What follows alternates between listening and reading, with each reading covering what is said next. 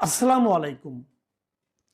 প্রিয় দর্শক, সরকারের দুজন উপদেষ্টা আজকে পদত্যাগ করেছেন।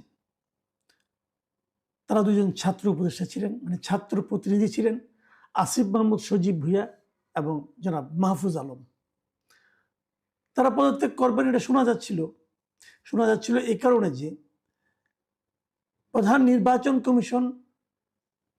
কমিশনার আগামীকালকে নির্বাচনের তফসিল ঘোষণা করবেন। বলা হচ্ছিল যে তফসিল ঘোষণার আগেই তারা পদত্যাগ করবেন এবং আজকে আসিফ মাহমুদ সজীব ভুঁইয়া একটা প্রেস কনফারেন্সও ডেকেছিলেন। ধারণা করা হচ্ছিল সেই প্রেস কনফারেন্সে যেয়ে উনি হয়তো পদত্যাগের ঘোষণাটা দেবেন, কিন্তু তা তিনি দেননি। তিনি বলেছেন ঘোষণা আসবে প্রধান উপদেষ্টার কার্যালয় থেকে। পরে তাই হয়েছে, প্রধান উপদেষ্টার কার্যালয় থেকেই ঘোষণাটা এসেছে এবং প্রধান উপদেষ্টার যিনি তথ্য সচিব আছেন, প্রেস সেক্রেটারি, তিনি অফিসিয়ালি জানিয়েছেন যে তারা দুজন প্রধান উপদেষ্টার কাছে গিয়ে যার যার পদত্যাগপত্র দাখিল করেছেন।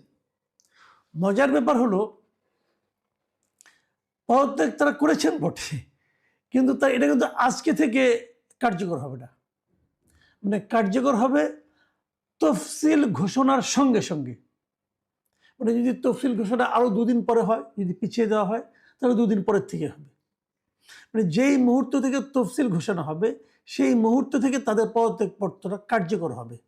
আমি এই জিনিসটা বুঝলামই না। ভাই, উনি পদত্যাগ করছেন, শেষ, পদত্যাগপত্র গ্রহণ হয়ে গেছে, শেষ, তাহলে তফসিল ঘোষণা পর্যন্ত ওয়েট করতে হবে কেন? এর কারণটা কি? তার মানে ওনারা কালকেও অফিস করবেন, কালকেও দুই একটা ফাইলে সিগনেচার করবেন এবং তফসিল ঘোষণা হবে কালকে সন্ধ্যায়, তার পরশু দিন তারা অফিস হয়তো করবেন না। তফসিল ঘোষণা একদিকে হতে থাকবে, আরেকদিকে তারা ফাইলে সিগনেচার করে থাকবেন। বাংলাদেশে কিন্তু ফাইলে সিগনেচার করাটা মারাত্মক একটা মানে ইম্পর্টেন্ট কাজ। অনেক ফাইল তারা সিগনেচার করবেন, দেশের উন্নতিতে বিশাল ভূমিকা রাখবেন তারা। মানে আমি না এই বিষয়গুলো ক্লিয়ার না আমার কাছে, আমি বুঝি না কেন এরকম করতে হবে। কেন এটা কি জেদাজেদের ব্যাপার নাকি? এদের পদত্যাগ করা উচিত আগে বলা হয়েছিল, কিন্তু এরা যেন জেদ ধরেছিলেন না আমরা করব না। এবং প্রধান উপদেষ্টার এখন বোঝা যাচ্ছে যারা প্রধান উপদেষ্টাই জেদটা ধরেছিলেন, এরা ধরেনি। প্রধান উপদেষ্টা বলেছিলেন যে আমি যা বলবো তাই হবে। আমরা এতদিন একজনকে চিনতাম যে উনি যা বলতেন তাই হতো, এখন এখানেও আমরা দেখছি যে উনি যা বলেন তাই হবে। উনি চাচ্ছেন আগামীকাল থেকে হবে, আগামীকাল থেকে হবে কেন? সৌজন্যতা বলতে তো একটা ব্যাপার আছে। আচ্ছা, এই কাজটা করার মাধ্যমে এই যে তফসিল ঘোষণার সঙ্গে সঙ্গে তাদের পদত্যাগটা কার্যকর হবে, এই যে কথাটা, এটা দেখলে কি বোঝানো হচ্ছে? এটা কি এই বোঝানো হচ্ছে যে তফসিল ঘোষণার আগ মুহূর্ত পর্যন্ত যদি অন্তর্বর্তীকালীন সরকারের কোনো উপদেষ্টা দায়িত্বে থাকেন এবং তফসিল ঘোষণার সঙ্গে সঙ্গে যেন ওই পদত্যাগপত্র জমা দেন, তাহলে এই সরকারের নিরপেক্ষতা ক্ষুণ্ণ হবে না, এটা বোঝাচ্ছেন? মানে কি? এরপরে যখন তত্ত্বাবধায়ক সরকার আসবে, যেটা আমাদের সংসদে, মানে এর মধ্যে আমাদের পাশ হওয়ার কথা আছে, সংসদে পাশ হবে আগামী সংসদে, যে নাকি জুলাই সনদে আছে, তো সেটা যদি পাশ হয় সেখানে কি আছে? সেখানে কি এভাবে বলা হয়েছে যে তত্ত্বাবধায়ক সরকারের যারা থাকবে উপদেষ্টা, তারা যদি নির্বাচন করতে চায় তাহলে তারা তফসিল ঘোষণার আগ মুহূর্ত পর্যন্ত দায়িত্বে থাকতে পারবে? তাহলে তত্ত্বাবধায়ক সরকারের যে মূল যে বিষয়টা, মূল যে নীতিমালাটা, মূল যে বক্তব্যটা, সেটা কি? সেটা হলো নির্বাচনের সময় এমন একটা সরকার থাকবে যে সরকার নির্বাচনে অংশ নেবে না, মানে ওই সরকারের কেউ নির্বাচনে অংশ নেবে না, এবং কোনো দলের প্রতি ওই সরকারের বিশেষ কোনো রাগ, অনুরাগ বা বিরাগ থাকবে না। এই তো ছিল। এর জন্যই তো গত 17 বছর ধরে আওয়ামী লীগ বলেন, জামাত বলেন, এরা সবাই আন্দোলন করেছে। তো সেই আন্দোলনের ফল তারা কি পাচ্ছে? এরা কি দেখাচ্ছে? আপনারা যেটা দেখাচ্ছেন, ধরা যাক অন্তর্বর্তীকালীন সরকার, এরা যে সমস্ত কর্মকাণ্ড করেছে, তো এরাই তো আবার নতুন কিছু নিয়ম কানুন তৈরি করতেছে। তো যে নিয়মগুলো তারা তৈরি করতেছে, কেন তৈরি করতেছে? ওগুলি ভালো বলেই তো তৈরি করতেছে। তাহলে তারা কি মন্দটাই করেছে না তারা ভালোটাই করেছে? আমি ধরে নিচ্ছি তারাও ভালোটাই করছে। তো এইটাই কি আমাদের ভালোর নমুনা? এটা যদি ভালোর নমুনা হয়, তাহলে আগামী থেকে আমরা এরকম ভালোই পেতে যাচ্ছি।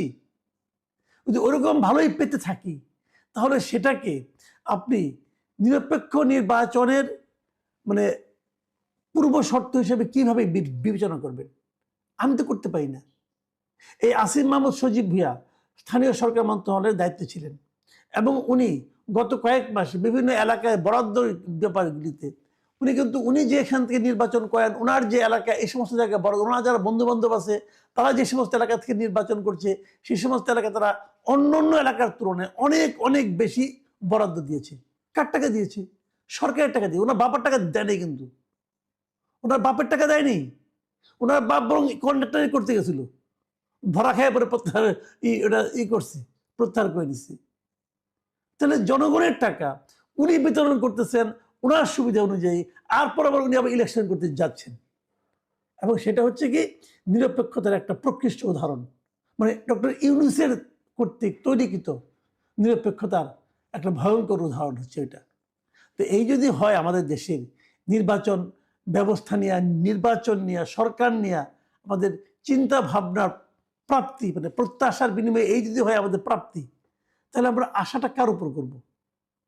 ভাবুন, আর একটা কথা বলি, যখন পদত্যাগপত্র জমা দেন তখন ডক্টর ইউনূস কিন্তু কিছু কথা বলেছেন। আমি ডক্টর ইউনূসকে একটা কথা পড়ে শোনাচ্ছি। উনি বলেছেন যে সরকারের থেকে যে অভিজ্ঞতা তোমরা অর্জন করেছ তা ভবিষ্যৎ জীবনে অবশ্যই কাজে লাগাতে হবে। আমি তো ভয় পেয়ে গেছি। যদি এই অভিজ্ঞতা তারা অর্জন করতে যায়, এটা যদি তারা ভবিষ্যতে প্রয়োগ করে, তাহলে তো দেশের 12টা বাজবে ভাই। তাদের কি অভিজ্ঞতা বলুন তো দেখি? নীলা মার্কেটে যাওয়া, হাঁস খাওয়া, হাঁস যদি না থাকে অত রাতে তাহলে সে ওয়েস্টিরে খাওয়া, এগুলো অভিজ্ঞতা? তারা কি এই অভিজ্ঞতা প্রয়োগ করবে? আচ্ছা ধরেন তাদের অভিজ্ঞতাগুলি কি সোনায় মোড়ানো ছিল, এই স্বর্ণোজ্জ্বল অভিজ্ঞতা তারা করবে, প্রয়োগ করবে তারা? ঢাকা উত্তরের মেয়র নিয়োগ করতে হবে।